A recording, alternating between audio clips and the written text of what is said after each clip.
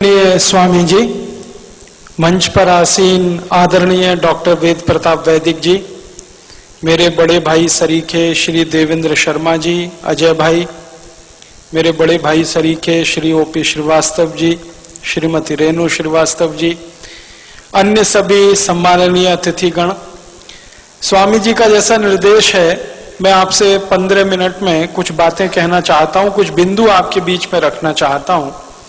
स्वदेशी से स्वावलंबी भारत, ये बात हमें आजादी के 60 साल के बाद कहने की क्या जरूरत है, क्योंकि ये बात तो लोकमान्य तिलक आजादी के पहले कहा करते थे।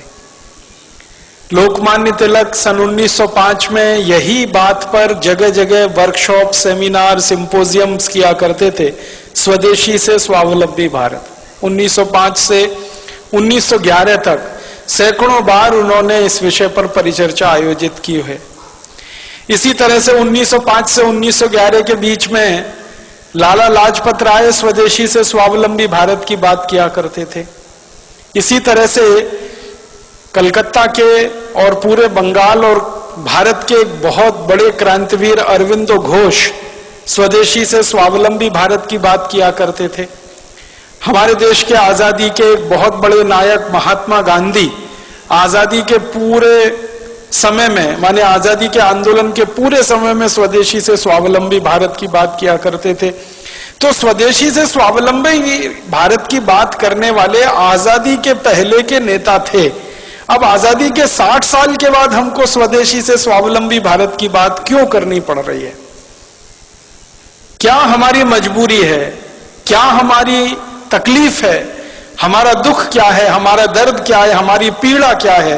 क्यों हमें यही बात कहनी पड़ रही है जो कभी गांधी जी को कहनी पड़ी, लाला लाजपत राय को कहनी पड़ी, विपिन चंद्र पाल को कहनी पड़ी, लोकमान्य तिलक को कहनी पड़ी, वही बात आज क्यों कहनी पड़ रही है? अब तो आजादी आ गई है, अब तो अंग्रेज चले गए हैं, अब तो ईस्ट इंडिया कंपनी भी नहीं है इस देश में, तब तो हम अंग्रेजों के गुलाम थे, ईस्ट इंडिया कंपनी के गुलाम थे, इसलिए हम स्वदेशी की बात करते थे। अब आजादी के 60 साल के बाद फिर स्वदेशी की बात क्यों करनी पड़ रही है?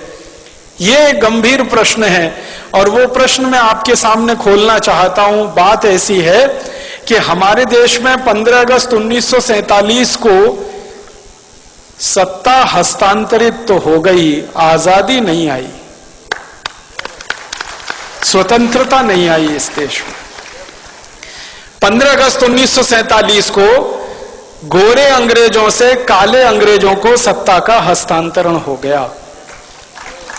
स्वतंत्रता नहीं आई, आजादी नहीं आई, क्योंकि स्वतंत्रता का मतलब है अपने तंत्र में जीना, आजादी का मतलब है अपनी व्यवस्थाओं में जीना।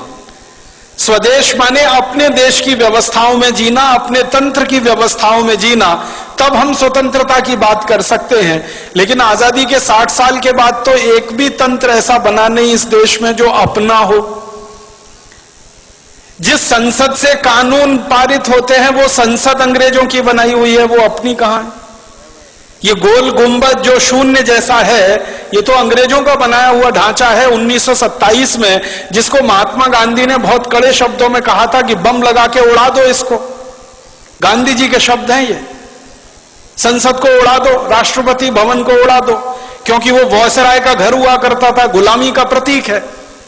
तो गांधी जी से किसी ने कहा कि बापू आप तो अहिंसा वाले आदमी हैं और आप कह रहे हैं इसको उड़ा दो, तो उन्होंने कहा गुलामी के प्रतीकों को संभाल कर नहीं रखा जाता। कोई देश दुनिया में ऐसा नहीं है जो अपनी गुलामी के दौर के प्रतीकों को साज कर, संवार कर, धोकर और पोंछ कर रखता। हमने रखा हुआ है।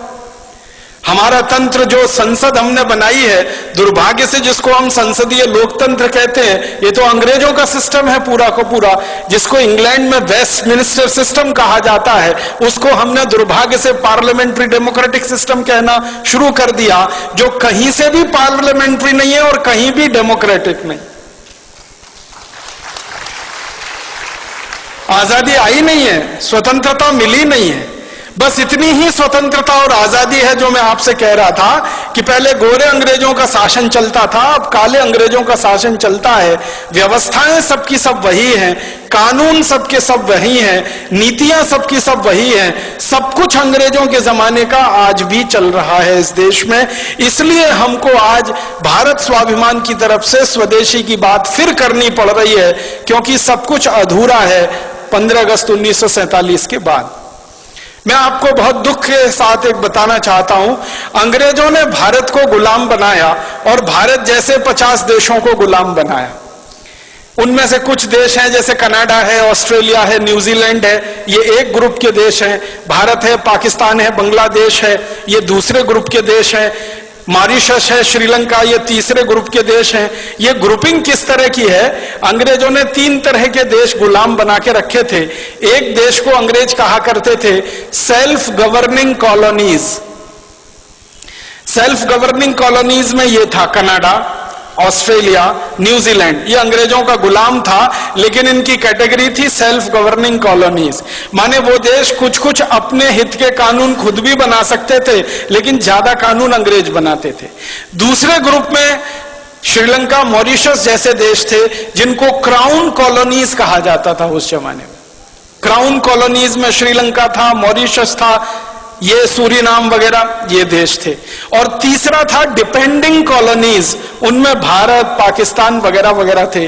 डिपेंडिंग कॉलोनीज सबसे खराब गुलामी का ढांचा था, सबसे खराब गुलामी का। उसमें क्या होता था कि आपको अपने हाथों, अपने देश के लिए, अपनी व्यवस्थाओं के लिए कुछ भी करने का अधिकार ही नहीं है। सब कुछ अंग्रेजों के पास है, आप तो उनके पूरे डिपेंडेंट हैं। तो वो हम डिपेंडेंट अंग्रेजों के हो गए, क्योंकि हमारे यहां गुलामी आ गई और वो हमारी कुछ छोटी मोटी गलतियों से आ गई। ईस्ट इंडिया कंपनी यहां व्यापार करने के लिए घुस गई। एक राजा था जहांगीर, उसने आगा न देखा न पीछा, लाइसेंस दे दिया व्यापार करने का। जैसे आजकल हमारे नेता विदेशी कंपनियों को व्यापार करने के लाइसेंस दे देते हैं, थोड़े से पूंजी के लालच में कि विदेशी पूंजी आएगी, थोड़ी विदेशी पूंजी आएगी। इन मूर्ख नेताओं को यह नहीं मालूम है कि बाहर के बोतल के दिए हुए खून से कोई मरीज जिंदा नहीं बचता। अगर किसी व्यक्ति का खून बनना बंद हो जाए, अगर किसी देश में पूंजी का उत्पादन होना बंद हो जाए, तो बाहर की पूंजी लाकर किसी देश का विकास नहीं हो सकता। जैसे किसी मरीज के शरीर में खून बनना बंद हो जाए, तो बोतल का खून चढ़ाकर कितने दिन जिंदा रखेंगे आप उस मरीज को? आखिर उसको आज नहीं तो कल अपना खून बनाना ही पड़ेगा, तभी वो जिंदा रहेगा। वैसे ही पूंजी की जरूरत है, तो पूंजी उत्पादन का तरीका बढ़ाना पड़ेगा, बनाना पड़ेगा, न कि ये कि हम भीख मांग के हमेशा पूंजी लाएंगे। तो विदेशी पूंजी पर आधारित ये देश बनाने के चक्कर में सारे दरवाजे खोल दिए। आजादी मिलने के 50 साल भी पूरे नहीं हुए, सारे दरवाजे फिर खुल गए। फिर से विदेशी कंपनियों का स्वागत है, ग्लोबलाइजेशन है, लिबरलाइजेशन है, प्राइवेटाइजेशन है। हजारों कंपनियों को बुलाया जा रहा है, हर एक क्षेत्र में उनको व्यापार करने का लाइसेंस दिया जा रहा है। जिन जिन क्षेत्रों में हम व्यापार करते थे अच्छा, वहां भी उनको बुलाया जा रहा है। पानी बेचने के लिए विदेशी कंपनियां आ गई, आलू का चिप्स बेचने के लिए आ गई, टमाटर की चटनी बेचने के लिए आ गई, आम का अचार बेचने के लिए विदेशी कंपनियां आ गई, डबल रोटी, पाव रोटी बेचने के लिए, अंडरवियर, बनियान बेचने के लिए विदेशी कंपनियां, क्रीम पाउडर, लिपस्टिक बेचने के लिए विदेशी कंपनियां। साधारण सी छोटी छोटी चीजों से लेकर हर बड़ी चीज तक सब कुछ विदेशी बेचेंगे इस देश में, ऐसा माहौल बनाया जा रहा है। और उसी में जीएम फूड वाली विदेशी कंपनियों के लिए भी लाइसेंस दिए जा रहे हैं और उनको भी यहां बुलाया जा रहा है। जिनको बुलाने को दुनिया का कोई देश तैयार नहीं है, उनको भारत सरकारें दरवाजा खोल के बुला रही हैं, आइए हमारे यहां, जो करना है करिए, बस थोड़ा सा हमको पूंजी निवेश की जो जरूरत है उसमें पूर्ति होती रहे, थोड़ा टैक्स मिलता रहे और नेताओं को वाइंडिंग अप चार्जेस मिलते रहे, रिश्वत मिलती रहे, घूस मिलती रहे। हर विदेशी कंपनी के लिए दरवाजा खुला है। ऐसा लगता है कि भारत कोई खैराती धर्मशाला हो गया है जिसमें हर एक के लिए दरवाजा खुला है, सबको बुलने आने की खुली छूट है। अभी थोड़े दिन पहले हम जिनको भगा रहे थे भारत छोड़ो, अब उनको बुला रहे हैं वापस आओ। 1942 में महात्मा गांधी का नारा था इस देश में, क्रांतिकारियों का नारा था क्विट इंडिया, छोड़ो भारत। अब हमारे देश के प्रधानमंत्री और मुख्यमंत्रियों का नारा है निट इंडिया, वापस आओ, KNIT, फिर जुड़ जाओ हमारे देश से। तो इतनी बेशर्म हमारे देश में नेतागिरी आई है, क्योंकि मैंने पहले ही